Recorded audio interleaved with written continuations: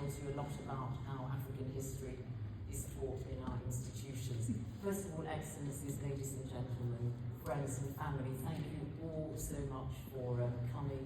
And Jamie from Penguin Random House, thank you very much indeed for your opening words, and indeed all the team at Penguin Random House who are here today. Thank you for all your tremendous efforts. And of course, Adam Habib, dear Adam, for all his support and encouragement to me in everything I do. It is a great privilege, honour for me to be president of this great institution where I was a postgraduate student myself, so I never thought I would imagine coming back to in this guise. So, Olivet, the genesis of this book, I mean, really, instead of being called An African History of Africa, it should be called No Problem, Don't Worry, It's Lovely to See You.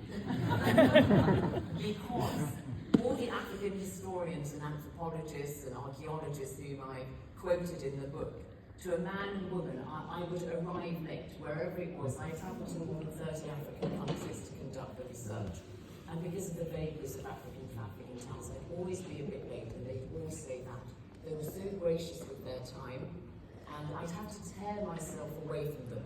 And that made me think, there's something going on here. These fine scholars, people like you, you're in the diaspora, but they're, people who would be at home in any senior common room, in any great institution of education anywhere in the world. I thought, why are they so desperate to tell me about their history, whether it's somebody in Congo-Brazzaville, in Kinshasa, in Nairobi, in Ghana, and so on. It was always the same. So I thought, these people, because I made a TV series on the history of Africa, 20, 45-minute programs, and that's what I was going around interviewing them for. So I came away thinking, A, I hadn't done justice to them in the TV programs, so much stuff